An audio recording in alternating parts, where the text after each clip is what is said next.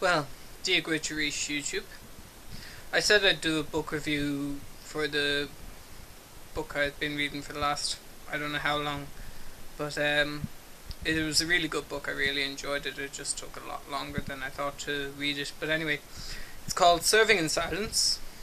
It's the story of Margarethe,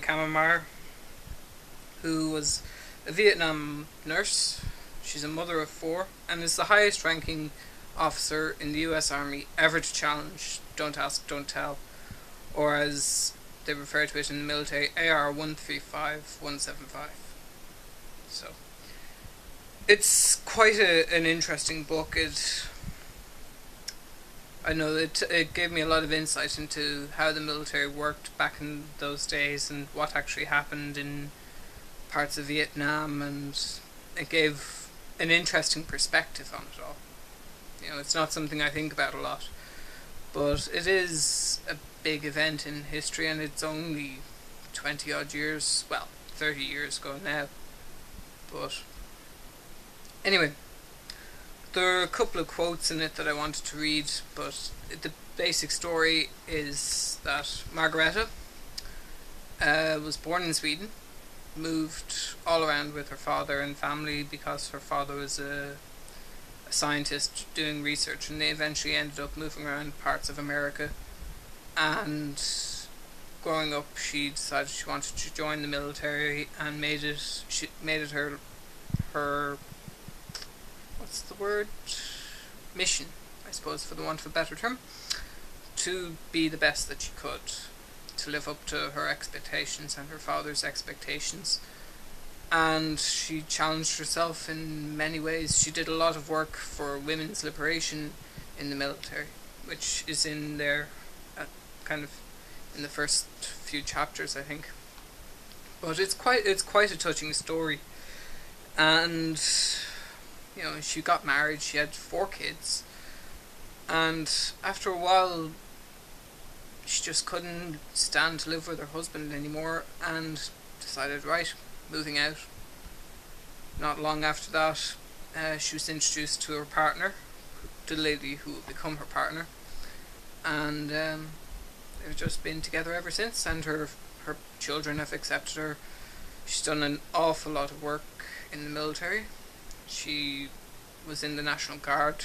She eventually became chief of the entire National Guard.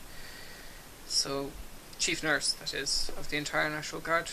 So she's definitely not one to sit idly by.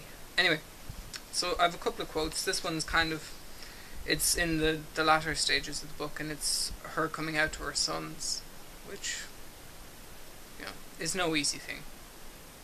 So I just thought I'd read the first few bits of it anyway.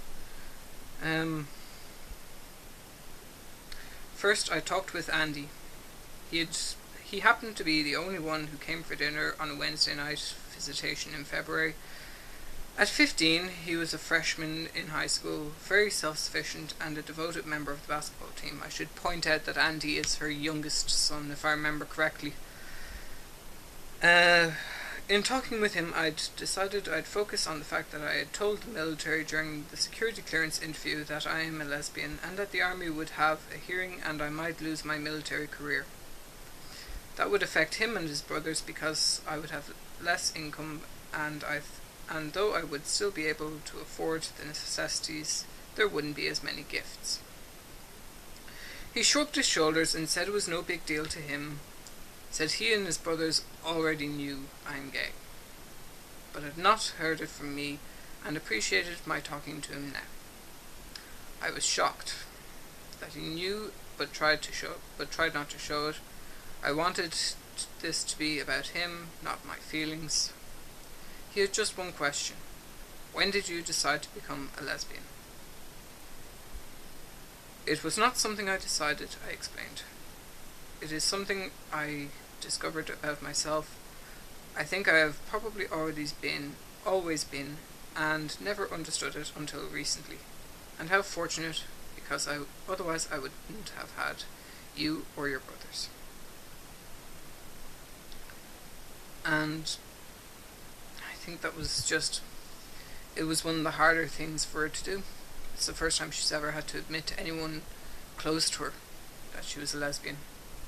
I think before this she had told her father because her father was coming to live with her, and at that time she was seeing Diane. But coming out to your youngest, you know. Anyway, the next of her sons that she came out to was Matt, who is her eldest son, and after her and her husband had separated, he joined the Mormon faith, and as such, Matt was off in Norway for 2 years on his mission, as the Mormon religion requests. Anyway, next I invited Matt over. He had recently completed his 2-year mission, was engaged to be married, and living with his fiance's parents in Monroe, Washington, 35 miles northeast of Seattle. I beg your pardon. When I told him my news, he just beamed at the thought of taking on the military. He too said he already knew about my sexual orientation. I wasn't surprising anyone. Did you know? I asked, because of something Harvey said. That's her husband. No, he explained. It was just how you were. We aren't dumb, you know. No, you're not, I said, smiling. But mothers are rather dumb.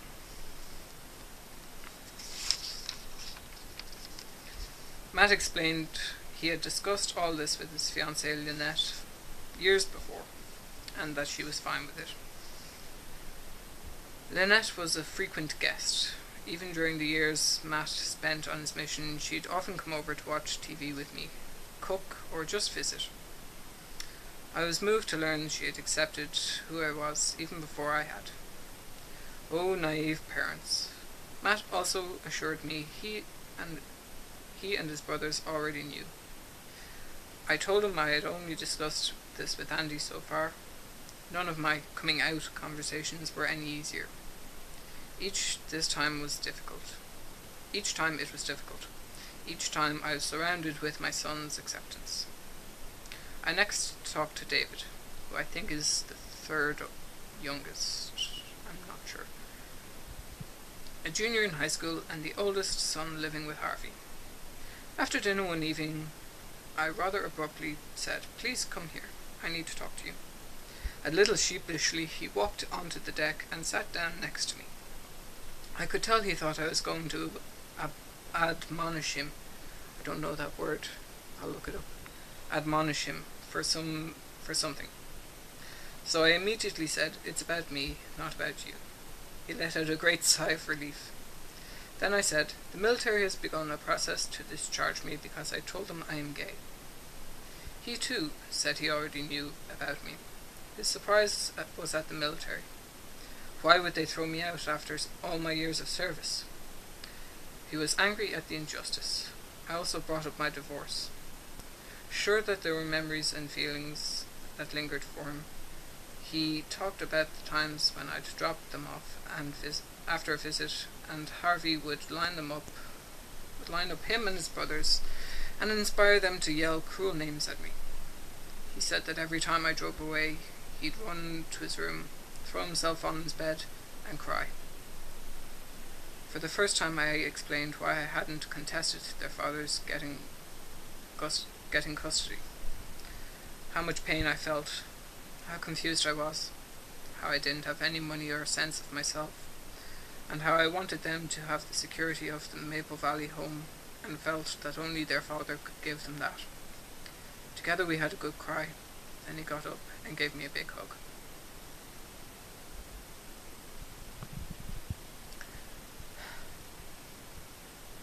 The last son she told was Tom, who was the baby. Maybe Andy wasn't her youngest. I can't honestly remember. My last son to tell was Tom, my baby, the quietest. He didn't ask questions.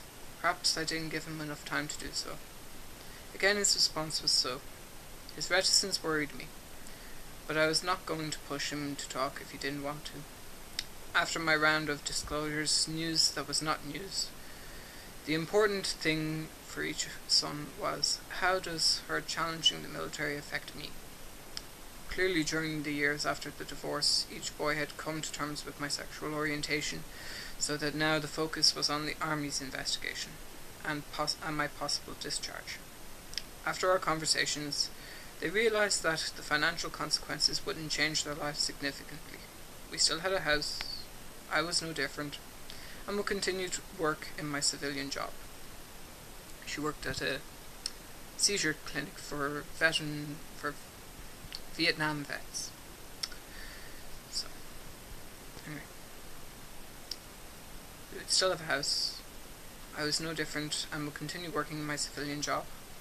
Of course, none of us understood the ramifications then. Regardless of what Mary told me of the possible publicity in the future, life at our home continued at its hectic, noisy pace. School, work, and basketball games. Mary, I should point out, was one of her lawyers in the defence that they mounted against AR 135, 175.